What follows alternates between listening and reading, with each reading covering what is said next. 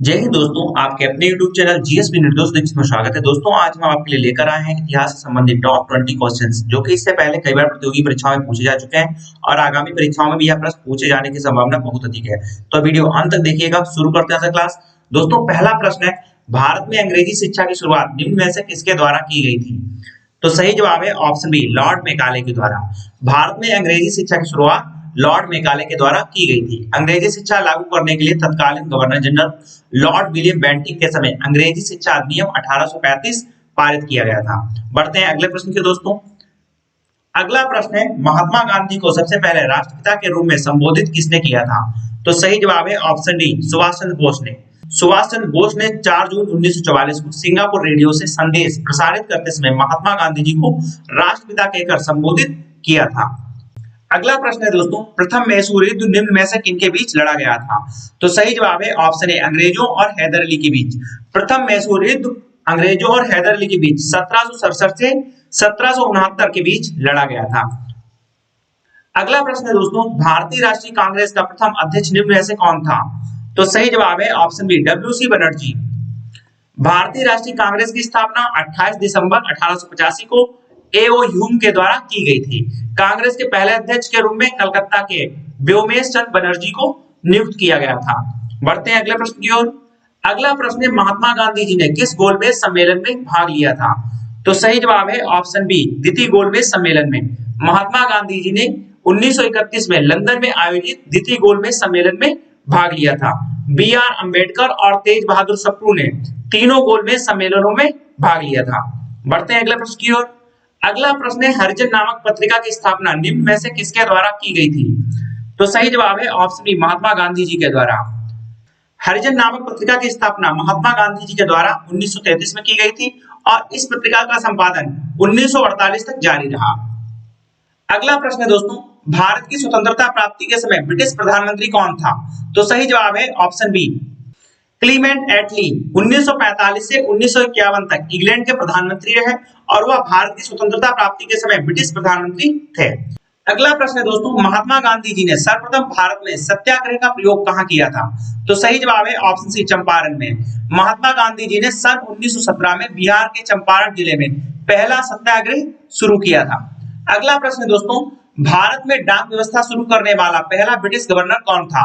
तो सही जवाब है option A, Lord Dalhousie. Bharat में डाक व्यवस्था की शुरुआत करने का श्रेय लॉर्ड डलहौजी को दिया जाता है।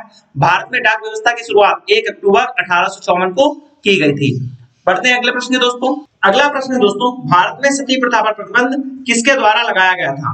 तो सही जवाब है option C, Lord William Bentinck. Lord William Bentinck ने सती प्रथा अधिनियम 1829 के द्वारा सती प्रथा पर भारत में रोक लगा दी थी। इसमें भारतीय समाज सुधारक राजा राममोहन राय का भी अहम योगदान था। अगला प्रश्न है दोस्तों, किस वर्ष बर्मा भारत से अलग हुआ था? तो सही जवाब है ऑप्शन ए, 1937। वर्ष 1937 में बर्मा ब्रिटिश भारत से अलग हो गया था। अगला प्रश्न है दोस्तों, निम्न में से किसने विजयनगर साम्राज्य की स्थापना की थी? तो सही जवाब है ऑप्शन सी, हरिहर एवं बुक्का। विजयनगर साम्राज्य 1336-1646 मध्यकालीन का एक साम्राज्य था। इसकी स्थापना हरिहर एवं बुक्का राय नामक 2 भाइयों ने की थी। बढ़ते हैं अगले प्रश्न की ओर।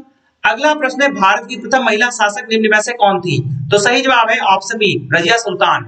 भारत की पहली महिला शासिका रजिया सुल्तान थी। उन्होंने 1236 से 1240 तक शासन किया। अगला प्रश्न है, चीनी यात्री ह्वेन सांग किस राजा के दरबार में आया था? तो सही जवाब है ऑप्शन बी, हर्षवर्धन। चीनी यात्री ह्वेन सांग हर्षवर्धन के शासनकाल में भारत आया था। वह भारत में लगभग 15 वर्षों तक रहा। उसने अपनी पुस्तक सियूकी में अपनी यात्रा का विवरण दिया है।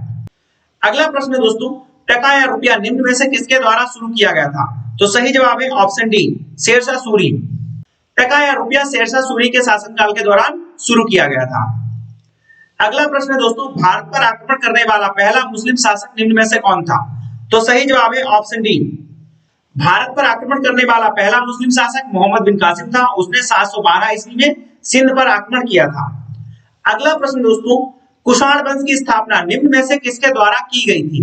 तो सही जवाब है ऑप्शन बी, कुजुल कड़फिसेस। भारत में कुषाण वंश का पहला शासक कुजुल कड़फिसेस था। कनिष्क कुषाण वंश का सबसे महान राजा था। उसने 78 ईस्वी में शक संवत की शुरुआत की थी। बढ़ते हैं अगले प्रश्न की ओर।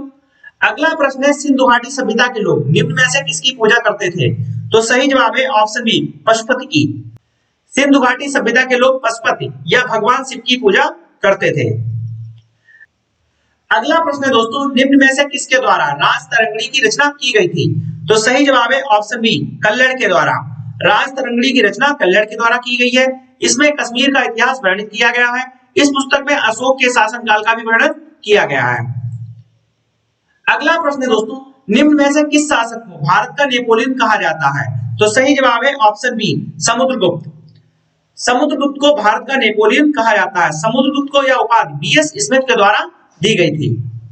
आशा करता हूं दोस्तों आज की क्लास आपको पसंद आई होगी। अगर आपको आज की क्लास पसंद आई है तो वीडियो को लाइक करें, सब्सक्राइब करें और शेयर करें। जय हिंद।